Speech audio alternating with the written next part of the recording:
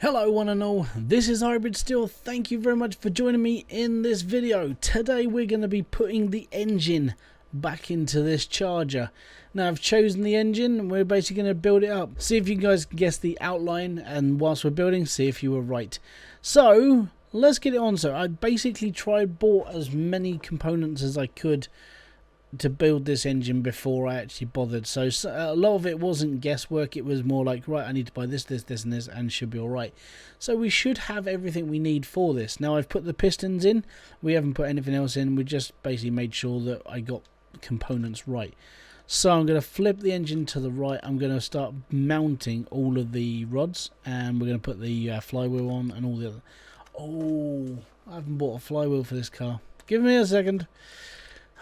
See, I was just about, I want to get into this, and I forget the most important parts. The clutch plate, the clutch pressure plate, the bearing, and the flywheel have to be mounted before we do anything else. So, here we go. Okay, so flywheel goes on first. Let's basically just make sure that I have got everything right under here as well. It is all good. So yeah, we have chosen a different engine from the standard that did come with the car. Now it's not a mag engine. That's the only clue I'm giving it. If you are right, you know, as I said, hit it down in the comment section below. See if you guys are actually guessing correctly. And by the end of this video, you should definitely see, well, what this engine is. It's not too hard. I mean, it is one of the ones I did say it was going to be. And if you don't know which one that was, that's part of the video number 1 and 2. Whilst I was rebuilding this car. So we're going to try and do this as quickly as we can.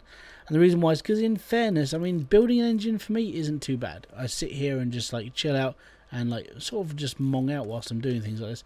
But I mean, for you guys, it's probably not the most exhilarating thing you're ever going to see, and that's why I tend to talk quite a lot to try and keep a conversation going. I've seen a load of other YouTubers who sort of do this sort of video, and then they don't talk. They just go, right, yeah, we're going to be, yep. So we're putting the rod caps on at the moment, and then we're going to put the pan on the bottom. We're going to rotate the engine and so we can put all the other components without making myself very sick. So here we go. We're going to put the pan on. Yep. There you go. It's getting clean, man. It's going to be clean. Okay. And then what we're going to do is we're going to rotate the engine left so it's facing straight up. Okay. And right, so what we're going to do is we're going to mount all this stuff in the front first, because this stuff doesn't take too long. You know, it's all sort of just, it's click this, click that, all good, done, yes sir, no sir, 3 bags full sir, and it's as easy as pie. And the downside is, because this is a OHV engine, it has to have all those bloody push rods in it and the rockers to go with it, and I don't like doing them because they take so long. So thankfully, with the powers of editing, you guys won't have to witness putting all of those back in. What I will actually do is sit there and say, right, this is what I need to do. This is how it's going to be.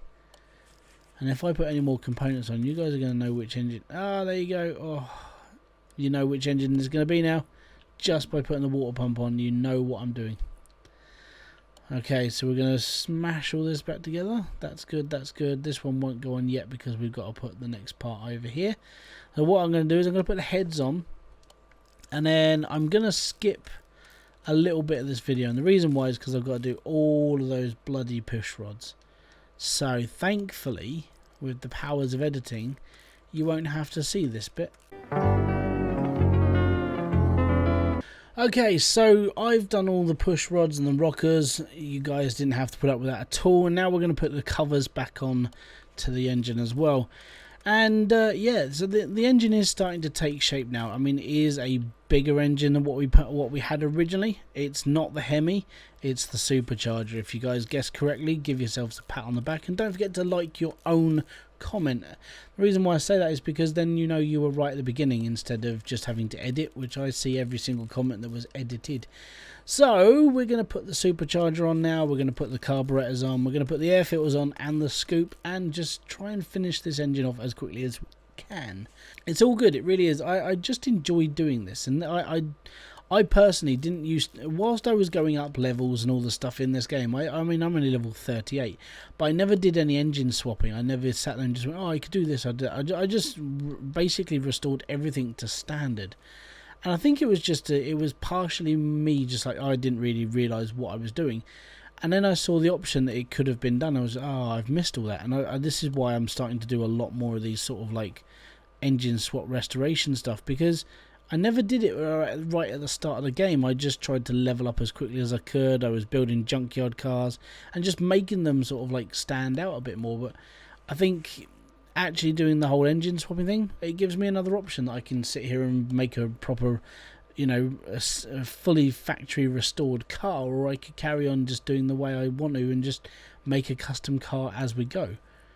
And it's alright. Now I could probably get a bit more power out of this engine if I was to buy all like custom parts, custom exhaust, custom engine, custom, you know, and we'll just sort of go down the route of full customization. I probably will do that in another video.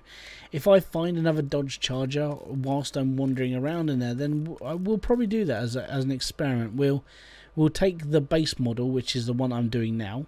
Well, I say that I've changed the engine to a supercharger. So I suppose what we could do is try and find another Dodge Charger and turn it into a supercharger again, but use modified parts instead of just the bog standard ones. We could sit here and have different wires on it. We could replace all the extra bits and make them all nicer and shinier and put a bit more boost behind this car, which is what it sort of needs, isn't it? You need a little bit of oomph in your old classics to make them stand up to like the test of time. Now I don't mind doing full factory restoration where we're just basically taking it back to the days of when it was new, but occasionally it's nice to add a little bit of like brand new flair to your car, isn't it? And this is why I decided, screw it, we're going to do the supercharger. So let's take this off of the rack. Let's whack this back into the car. Now, because of the scoop, I'm not sure how this is going to work, because the scoop sticks out the top of the car. So we'll chuck the oil in first. I mean, maybe, I'm not sure if they actually have they put the scooped engine in this as well. I don't know. We'll have to see. If not, then we're probably going to have to may have to take the rack, because at the moment the hood does this and it just sticks out. Now that's not too bad, but it's not great. So body shop, no, we've only got the one hood. Interesting. And there's no aftermarket for this, is there? There's no like gearing grip. Well, I don't think there is.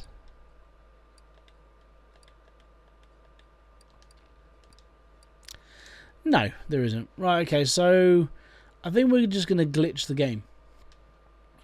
There you go. That's my supercharger. Okay, so we got to put the gearbox back on the bottom.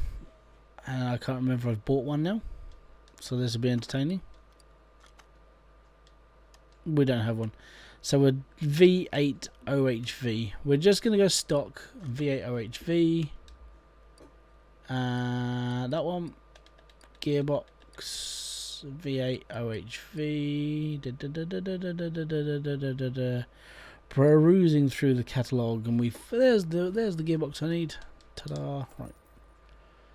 So we're gonna whack this bad boy on. Like I said, I could have probably got a lot more like power out of this car if I had gone down the route of like adding in boosted parts and like more modified parts into this. But you know, I sort of turning it into a supercharger gave us a little bit more power behind. What? I swear I had a drive shaft kicking about. Right. Thankfully we're in gearbox, so we need a drive shaft.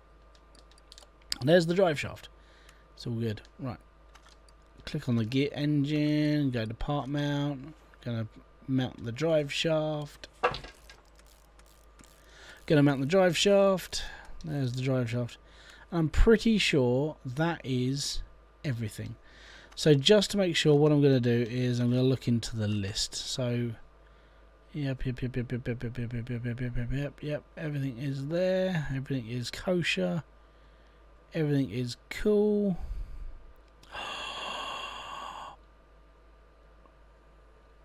Oh my god, I actually forgot to put one of them parts of the suspension on and the oil filter. Great. So we've got to drop the car. Oh, what's real? Which one do we miss? Not that one. There's the culprit. See, it's always good to check your list so you don't lose yourself out on money. And I don't have them anymore. Oh no! Right, okay, so I need a leaf spring. Damn it. I need this. I need the plate. I need 2 of those. The oil, we should be able to mount that into the bottom of here. There's the oil filler. How do we not put that on? That's a majorly huge key component. Okay. It's always good to check your list just before you go off and like do other things like selling the car. I'd do it just to make sure you've got enough parts on. I'm not sure why I never mounted that one. That's very obscure. Right, okay, so now we'll try it again, shall we? Let's go through the parts.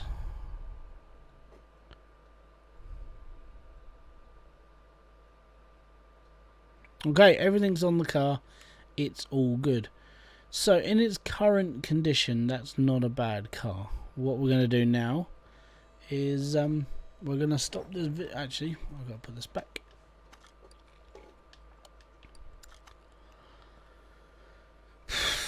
Okay, so thank you very much for joining me in this video.